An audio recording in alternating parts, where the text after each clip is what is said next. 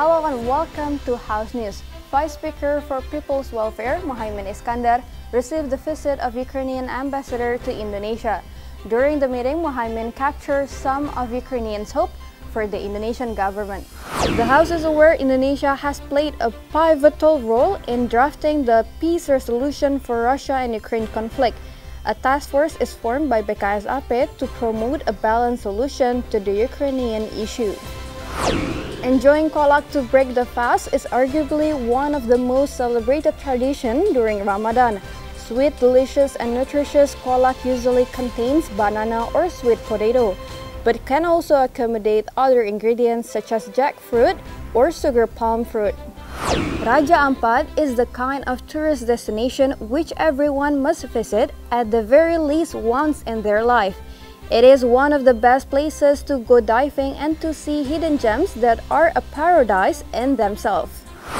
Beginning on April 1st, state-owned oil company PERTAMINA again raised the prices of non-subsidized fuels such as Pertamax Turbo, Pertamina Dex, and Dex Lite. The prices applies to regions that impose a 5% tax on motorized vehicle fuels.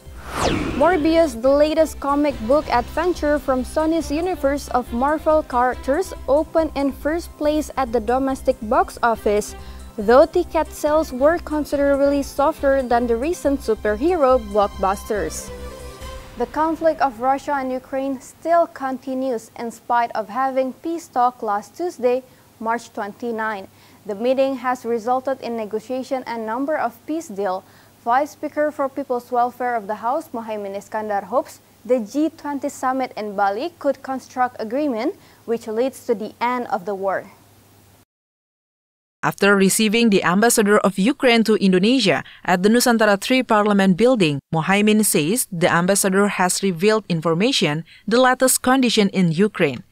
Due to the Russia's aggression against Ukraine since last February 24, in this meeting, the ambassador also hopes Indonesia could play an active role in stopping the conflict of both countries through various paths of diplomatic, including through the G20 summit.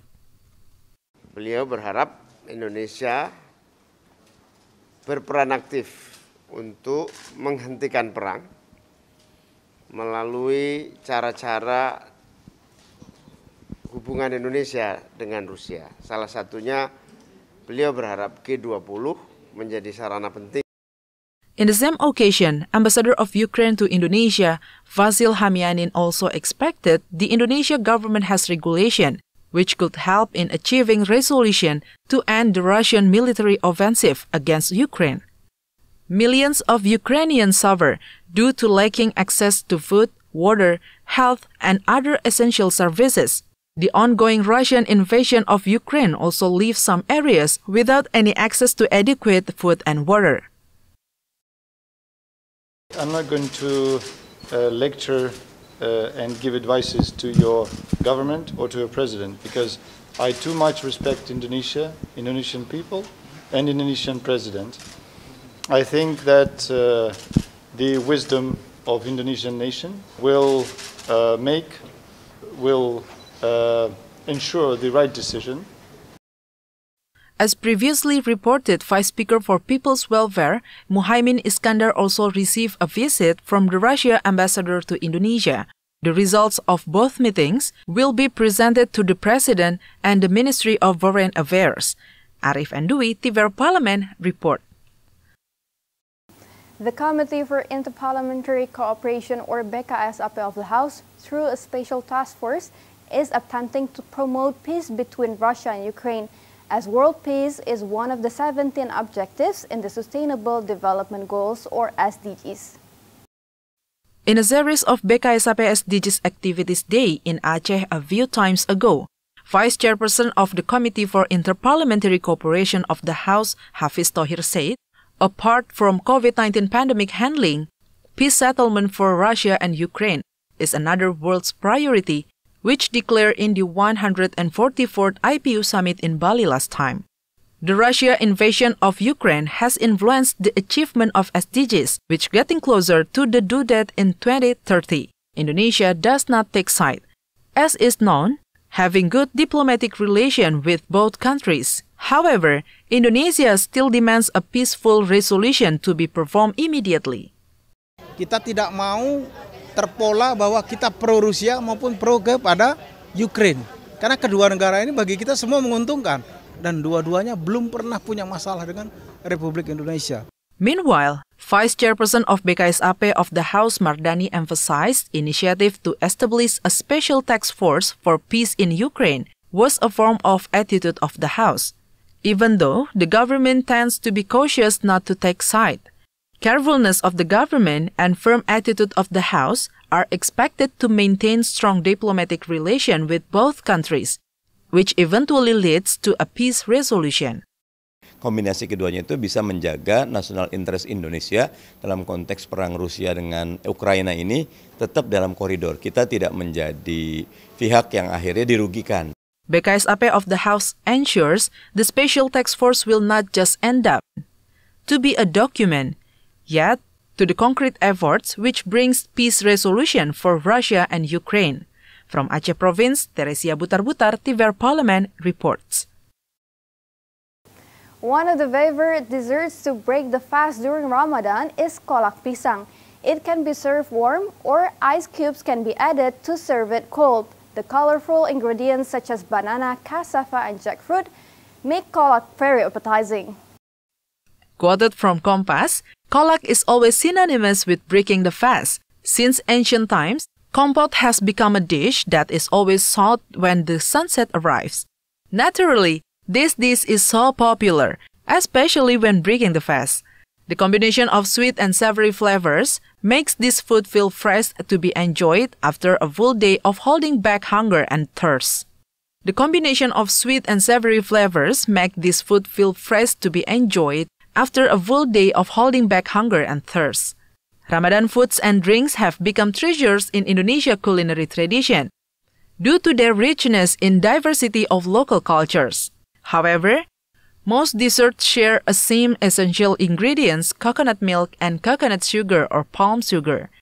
Sometimes some people prefer to buy Ramadan dessert from food vendors who offer a variety of desserts from different parts of Indonesia and which are only sold during the month of fasting. This is also an opportunity to taste and experience the richness of Indonesian traditional cuisines, enjoying Ramadan cuisine as to reward themselves after being able to complete a day's fasting. The State Finance Accountability Committee, or BKSAP of the House, urges the central government to distribute specific allocation funds, or DAK, for Raja Ampat district in order to support world-class tourism. Vice Chairperson of the State Finance Accountability Committee, BKSAP of the House, Hendrawan Supratikno encouraged Raja Ampat Regency West Papua Province to become a leading tourist destination. After seeing the natural beauty in Raja Ampat, there is no doubt that this place has the potential to become a very special tourist destination. Some even call Raja Ampat as a paradise in eastern Indonesia. Hendrawan assessed support from the central government is strongly needed for tourism industry in Raja Ampat, one of which by distributing special allocation funds or DAK. Tetapi kami mendapatkan aspirasi yang terkait dengan persoalan-persoalan yang dihadapi oleh daerah. Nah, persoalan yang disampaikan Pak Wabub Ordeko tadi terkait dengan infrastruktur misalnya. Nah, padahal persoalan dana alokasi khusus itu sudah dalam proses penyelesaian. Itu sebabnya karena anggota BKSAP kan juga menjadi anggota komisi-komisi. Ada yang anggota di Badan Anggaran. At the meantime, Vice Regent of Raja Ampat, Orideko Iriano Burdam, hopes the development of tourist area of Raja Ampat can be improved in order to make the tourism spots more attractive. Orideko also expects assistance from the central government in which Raja Ampat receive specific allocation funds for tourism development, knowing the fact that there are still plenty of inadequate supporting infrastructures of tourism in Raja Ampat. Ya, kami sangat mengharapkan itu, mungkin ada sport pembangunan yang lebih lagi untuk kami di Raja Ampat. Karena Raja Ampat ini kalau dilihat memang daerah wisata yang beda dengan daerah-daerah lain. Spot-spot wisata kami juga semua ada, cuma dari jarak letak geografis yang begitu jauh.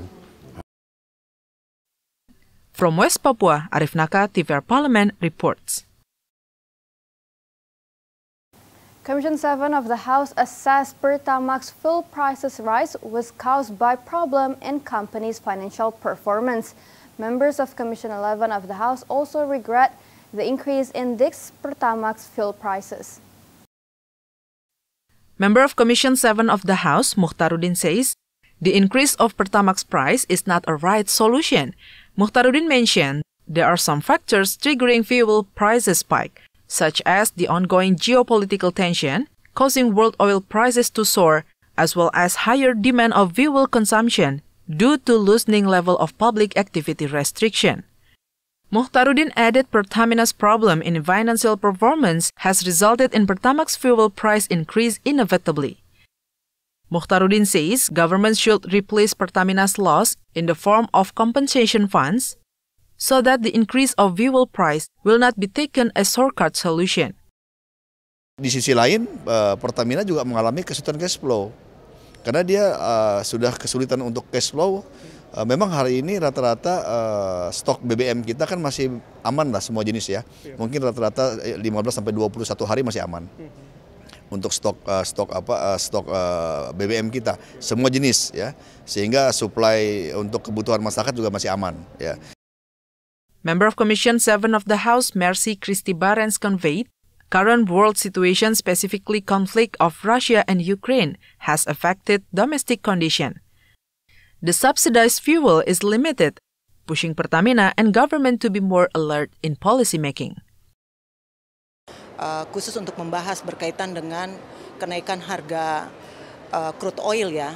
Ini kenaikan harga crude oil ini kan dampak dari situasi konflik yang terjadi antara Rusia dan Ukraina yang menyebabkan harga crude oil dunia juga ikut meningkat. Per kemarin itu kan udah tembus di atas 120-an US dollar per barrel. Nah, implikasinya itu juga terjadi di Indonesia. Oki Zulindra and Aang, TVR Parlemen report. As one of the most compelling and conflicted characters in Marvel Universe come to the big screen, as Oscar winner Jared Leto transformed into the enigmatic anti-hero Michael Morbius. Dangerously ill with a rare blood disorder and determined to save others suffering his same fate, Dr. Morbius attempts a desperate gamble. As reported by Reuters, Sony spent $75 million to produce the vampire-infused Morbius, which is less than studios typically sell out for superhero box office. Marketing and other promotional costs added many millions more to expenses.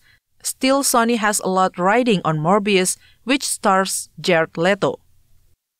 However, Sony has grander plans to fashion a viable rival to Disney's in order to get audiences to go to theaters. After Morbius, Sony's universe of Marvel characters is chugging along with standalone stories on Kraven the Hunter, featuring Dakota Johnson. Daniel Espinosa directed Morbius with a cast that includes Adria Arjona, Matt Smith, Jared Harris, and Michael Keaton, reprising his role from previous Spider-Man films. Given the muted reception from critics and moviegoers, it landed a C+ cinema score. Box office experts do not think Morbius will have a fruitful life on the big screen. It will face steep competition from younger male ticket buyers as Sonic the Hedgehog 2 and Fantastic Beasts: The Secrets of Dumbledore are soon open in theaters. And that's House News for today, everyone. Thanks for watching and have a good day.